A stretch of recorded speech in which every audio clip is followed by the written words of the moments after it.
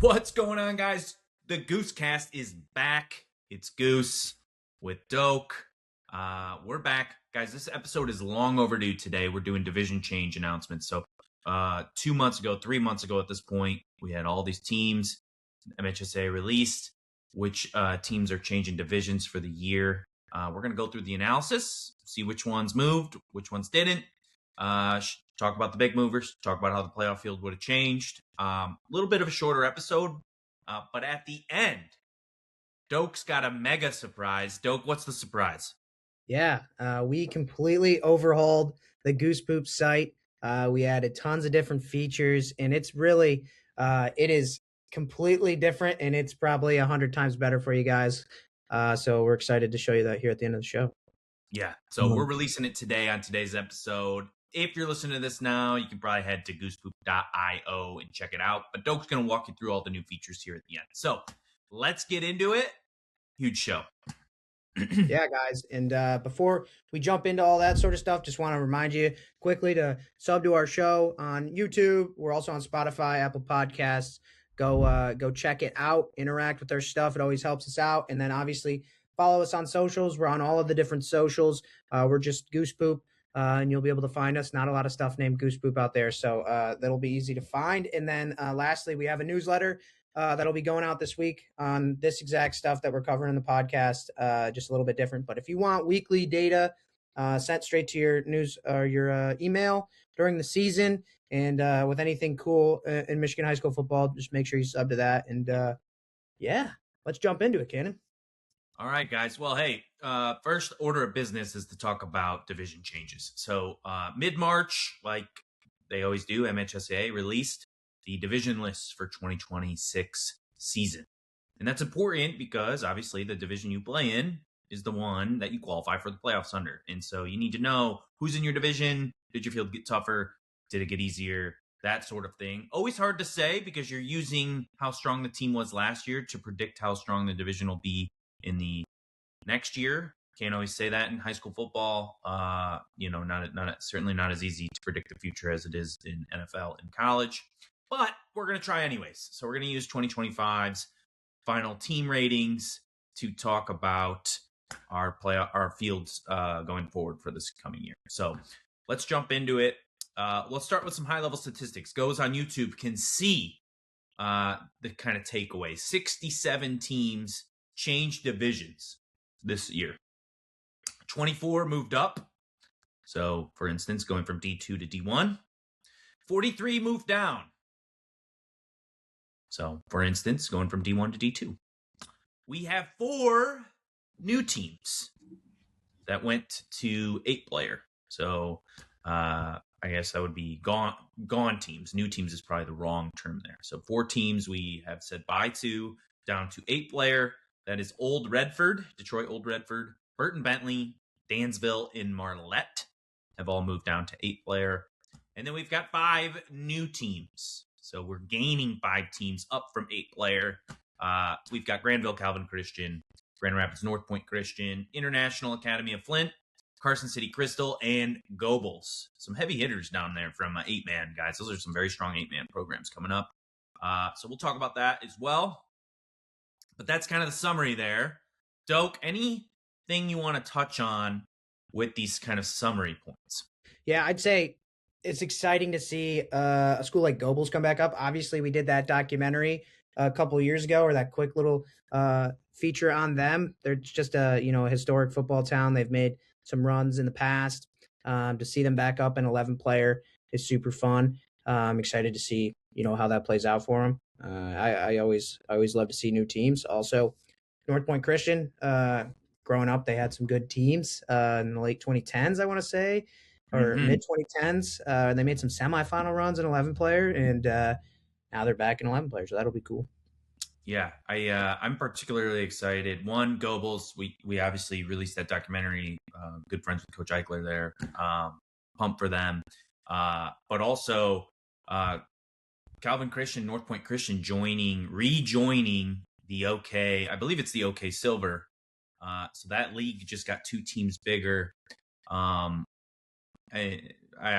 just pumped for that too. I think that's going to be that's great for the smaller schools in Grand Rapids to have 2 extra teams now rejoining and just keeping that going. So that's cool. So I'm pumped for them. And then Carson City Crystal, also traditionally a strong program, they're back. And so that's great too. So one thing I would like to touch on here is, this is not necessarily a division change, but it's part of it, is there's 497 teams with divisions listed for 11-player football. That's right at constant with where we've been for the last few years. And so there was years where we lost 11-player teams. We used to have 700, 600 teams, and we've been losing them to 8-man, which that's not bad at all. But to kind of stay constant, I think is really, that's good. That's a good sign. You want it to be constant. No one here that listens to this pod would be in favor of losing 11-man teams year over year for 15 years straight. So pumped for that. Always like to check in on that number, and that I'm excited about. So let's jump into the division changes themselves, guys. So if you're on YouTube, and Doak will put this in the newsletter, we broke down all the division movers here. I'm not going to go through them all. Like I said, there's 67 teams that changed. So I'm not going to go through them all. You can pause your YouTube and look at this, or go to our newsletter, subscribe at Goosepoop, subscribe in the comments, and check them out. But these are the teams that are changing divisions. The big ones, I'll kind of read off the big ones here. The names that jump off of you. Okay, obviously, Portage Central, semifinalist, moving up to D1. That's big for a number of reasons, not only because that's a very strong team moving up, but also if you guys, those of us who are really watch D1 football, is you've got that West Side region that's gaining another team, right? And it'll be the region this year, not the district. And so that's gonna be another team that's in the mix to potentially get seeded into that bracket. And so just keep an eye on that as we go through the weeks in the 2026 season, and be like, oh wow, Portage Central, they were D2 last year, now they're D1, and that's kind of changing the playoff mix. So just think about that. I think probably the people who are really excited about Portage Central moving up would be OK Red teams, because they're like, hey, that's another team that's going to possibly qualify for the playoffs, come into our region and make it so we don't all have to play each other that first round. So interesting there. Dexter, that's obviously going to be a name that jumps out at you. They are moving. They were the state finalist in D2, moving down to D3 this year. There's a couple D3 additions this year that are going to make things tougher. Dexter being one of them. That'll be a new head coach. Former Dexter head coach retired at the end of the season, but still expect a very strong squad out of the Dreadnoughts there. So they're moving down. My final one I want to really call out here is Harper Woods. Harper Woods was at times, I want to say, our number 1 rated team in the state. Maybe close, maybe number 2 behind DCC or number 3 behind Cass Tech. Like that's how strong of a team they were fielding according to the model. Obviously, it didn't shake out for them. They did not make the state finals. They lost to the state champion, Divine Child. Is that right, Doak? Correct. So they lost but according to the playoff, the Goosepoop computer model, this is one of the best teams that could have changed divisions, and they did. And so you've got them coming into D3. You've got Dexter coming into D3. You've got a bunch of other playoff teams here: Harper Creek, Chelsea, Waterford Mott. They're all joining D3. D3 is going to be tough, guys. And you've already got King, DeWitt, the reigning champion. So lead with them. King and De La Salle in D3. So you guys, I'm D3 is going to be D3 is going to be a war zone this year, man. And you got your traditional West Side, can't forget Mount Pleasant. They were in the state finals last year. Lowell, Zealand West, all of these sorts of things. One thing I will say that jumps out at me is one team that's going to kind of catch a break on the D3. Everybody moving to D3 is Kennewick Hills. They drop off the D4 there. And that's going to be, a nice little, that could open up, a nice little section for them to jump through. You could, off the top of my head, D4, that are going to be right in there playing, a Unity Christian, a Big Rapids, a Portland, whoever's in D4 over there. But those are the names that jump out. Just the path completely changes to the state finals, obviously. So that's just an interesting little tidbit.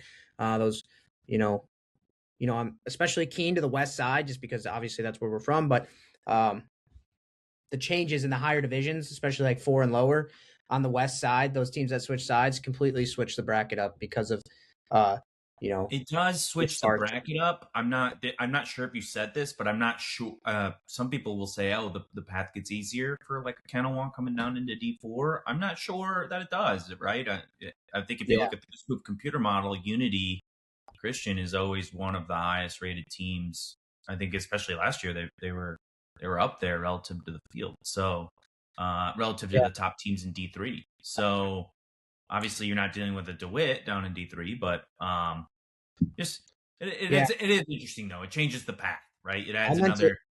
I meant it more in the sense that like they're the RCA there is pretty much all D3. There's a couple D4, but all those teams, Lowell, Cedar, and Kanawha and Coopersville were all in those D3 playoffs last year, and they just kind of annihilated each other like an OK Red type situation, where they turned around and played Coopersville after they had just had a close game with them and obviously lost first round. So that's like an interesting little thing that, they're the only one that dropped the D4 out of that crew that I know of. So they might have just a totally different looking playoff bracket than they did last year. Obviously, they definitely will. But it is. It's that same kind of concept we were talking about with the OK Red probably being excited that Porter Central isn't moving up to D1, right? Kanawha Hill's moving down to D4. Even if setting aside the competitiveness of like whether you want to play Kanawha next year or you don't, you're just excited that maybe you'll get a fresh face in the playoffs because you don't have to play a team that you played in the league. I think that. The opposite of that, one thing we'll call out here, Chelsea and Dexter, rivals, big rivalry game every year. They're going to be in the same division. And guys, the Dexter and Chelsea right next to each other. Obviously with the new region seeding, it's a little less likely they'll play, round one, but strong possibility they'll end up in the same region if they both make the playoffs. So that's sort of interesting from that perspective here.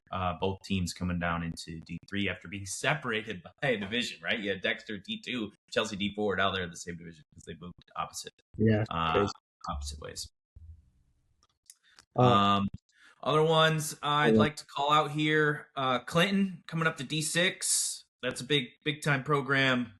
Some deep runs recently. That's what that's going to do is that's going to solve for a district that is typically like the small school district of death, where you've got Whiteford and Monroe St. Mary Catholic Central and Clinton all kind of in the same, and sometimes Hudson involved down there and Ida, right? Just all incredibly strong programs for D7. Sometimes, right? Maybe not Ida in D7, but kind of that kind of introduces some variability in the mix, right? So I'm sure everybody's happy about Clinton changing that division. People who had to play Clinton and then Clinton themselves, right? You just kind of get some variation, right? And that's what we want. We don't want to play the same schools all the time. So, and then I don't have any other ones I want to call out. Doak, anything else that I'm missing here on the division change? Nothing that jumps out at me beyond what we said. Maybe you could mention, Reed City moving up. You're going to probably, you kind of miss out on another cool matchup that they had last year, them and Kingsley. They always have some epic playoff battles, so you'll miss out on that in their playoff path. They might have a little bit more travel because it sounds like they'll be coming down to Grand Rapids, if I had to guess, maybe going over to Ogama, that area. I don't know which one they're closer to, but that'll change their landscape a little bit. But honestly, nothing outside of those. I mean, obviously, there's not that many teams that change a division every year. But there are some interesting big schools that have changed division this year that we've pointed out. So, I'm excited to see the different playoff brackets. It is interesting that, your total D1 changes. Caledonia, and Wayne Memorial move out of D1 and Portage Central moves into D1. So D1, the stasis in D1 is real. There's not a lot of changes year to year. And I feel like Caledonia is one of those teams that moves back and moves, they're kind of deep. They are the very edge of D1. So no one's going to be shocked to see them moving. But the D1 largely unchanged, right? The top is going to be the top, essentially, which I guess makes sense as I'm talking myself out of it. Interesting enough, too, when you say that. Because, like, a Caledonia going to D2, they're going to go through the gauntlet of the OK Red and then have the benefit of not playing any of them in the postseason, which, not sure their path gets any easier because you have there's a lot of really good D2 teams over on the west side, but just the fresh faces of, like, not playing, a Rockford or a East Kentwood or any of those teams again, that same sort of OK Red thing, it could be. I don't think there's any coach that would disagree with you and say, hey, we would rather play the teams we played in the regular season also in the postseason, whether they're good or bad. You want variability, man. I'm sorry. It's hard to play any team twice. So, all right. Well, that's guys, I told you it was kind of a shorter content here. Division changes. There's not that much to talk about. That's kind of the episode in terms of that content. Again, you can see this on our newsletter if you want to see the full breakdown, teams that changed, and then full breakdown of playoff implications. So we also segmented out which playoff teams changed. But we promised you a huge surprise. Guys, I'm just going to tee this off. Doak completely overhauled the website. Completely. And I'm not even talking like this is no freaking teaser of a completely overhauled. Guys, the website is completely changed for the better. It's Doak said 100 times better. It probably is 100 times better. Go to goosepoop.io and just start playing around. Because if you like Michigan high school football, you're going to love the site. You're probably going to get lost in it for hours because there's all of the 2025 data. There's all of these different views that Doak's going to walk you through. It's nasty. And then we're going to be updating that weekly here in the 2026 season. And just, it's amazing. So check it out. Doak, let's walk through it right now. This is the new site. And when Ken and I, this has been a plan of ours to revamp the site for quite some time now. And now that we had some time to do it, we were like, what do we want this to do? And obviously, we're all fans of all these different things that we merge together. But what it was built off was the playoff wizard. And we said, how can we expand that? How can we make it a little bit better? How can we give fans like answers to the questions that they ask during the season with numbers, right? So this is how we decided to do it. This is our new site. Obviously, this is the landing page here. It looks a little different in this season, but since we're in the off season, it just kind of gives a nod to the state champion in each division and shows the top 10. But everything else besides this is kind of a cool feature. So if you click on schedule here, you'll have the schedule. Each game is a pass game on this one. But if you were to look at this in season, it'll show you all the upcoming games, the spread, the Goosepoop game score, all these different little fun tidbits to show the game. And if you click into these schedules, either the past games or the future games, you'll be able to see a little breakdown on how it went versus how it was projected or what you're going to see projected here. Yeah, Doak, so just pause on here. Doak, just pause on here. Scroll up. So what Doak here is pulled up here is the DCC Castech D1 final. And you can see the projection, and you can see the actual, and the over-under, and the actual. And then there's the chalk to upset meter. And it is rating how close it went to chalk versus an upset. And you can see here that's slight chalk. Then you can scroll down. We've got all these ratings here. Who was rated the higher offense? Who was rated the better defense? That sort of thing. You can see some other stats we pulled. You can see there's comparative seasons, right? That's really interesting. See how the teams are doing. And then you can see the head-to-head history, which is crazy. We're not going to, we haven't gone through all the historical years and compiled it. That's a huge project. And honestly, go to michigan-football.com for that. He's got that compiled a little bit better than us. But as we go here and we go through the years, let's fast forward 5 years from now, you'll be able to see the head-to-head history in there. So it's a very interesting view. I'll be using the crap out of it this year to just kind of break things down. Dope. Let's go to the next. Take us to another view here. Yeah. So the next view is teams. You'll have a little drop down here. You can look at every single team and click into their profile breakdown. So I could do, let's say the first alphabetical team here is A-4 Sills Eastern. If I click into that view, I'll see obviously their name, their conference, their division. I'll see their rating currently, their overall state rank, their record, their division rank, their conference rank. I know that's a lot of metrics. That's why it's easier to look at than for me to tell you. It'll show their season schedule, all the scores, their record against the spread. And then one of my personal favorite features, one thing I really wanted to implement in the site, you have their rating week by week in a graph. And then you also have their playoff odds week by week in a plot where each line is a round in the playoffs. So you can see here for the better teams, they'll all have higher lines on this playoff odds, but it shows their make the playoffs odds, their win in round one odds, the quarterfinal odds, semifinals, and championship odds. It runs off 500 simulations each week. And what the 100% and the 0% means is that on those 500 simulations, they made the playoffs 0 times in that week. And so obviously all their playoff odds go to 0. So, and then as they continued to lose, obviously they stayed at 0. So kind of how that will work. It's a little hard to grasp, but in each team, so I could click into a different team here and show you somebody who had, higher playoff odds throughout the season. Let's go to a team like Almont here, who made a deep run in the playoffs.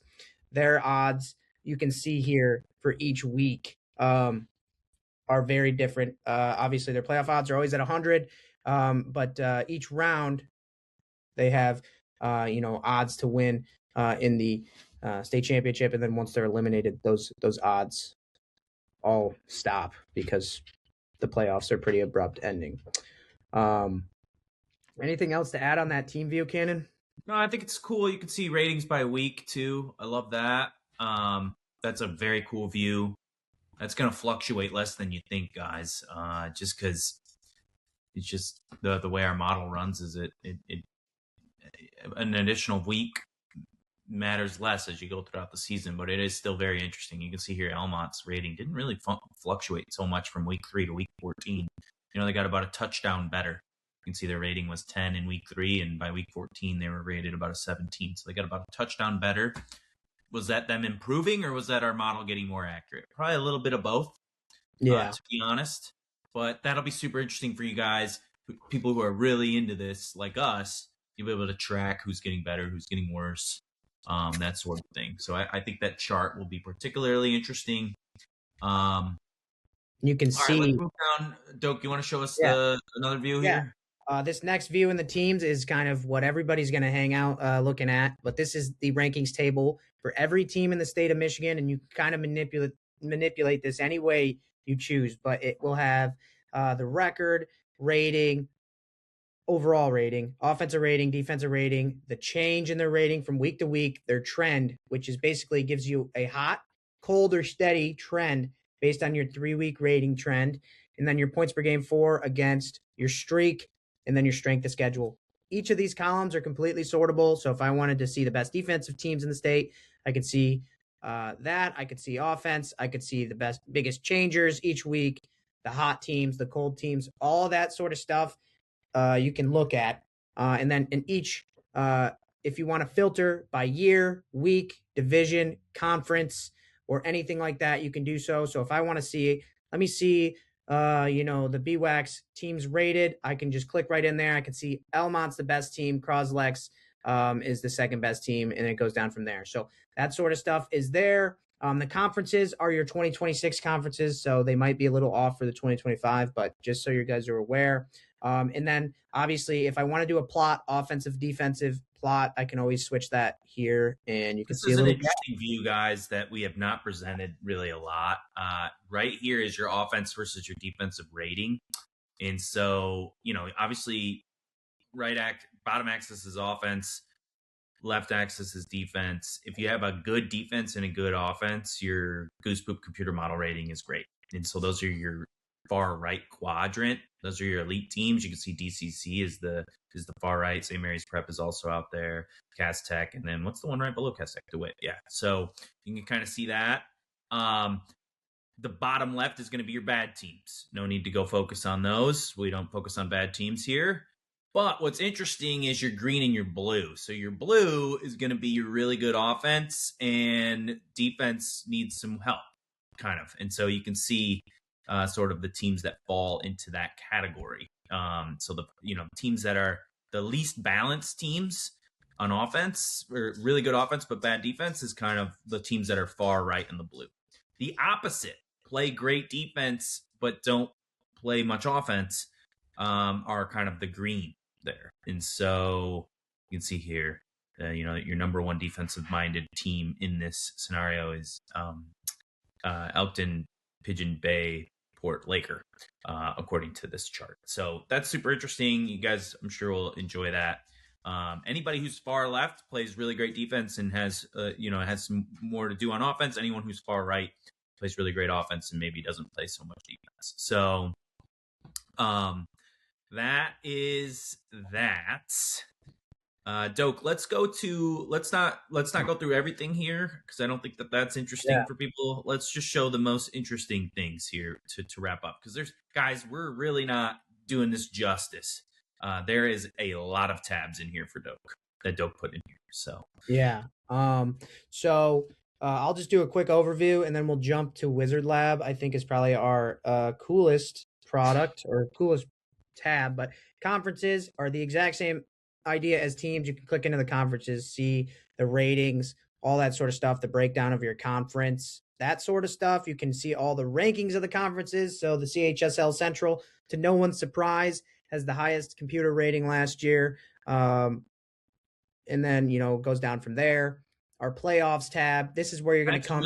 That's going to be a really cool view, guys, is the conference ranking. I mean, I don't think there's a whole lot of scenarios where the Catholic League Central isn't the top conference in the state, but you'll be able to track, which conference is truly, the second or third best throughout the year, and compare conferences and that sort of thing. So I love this view.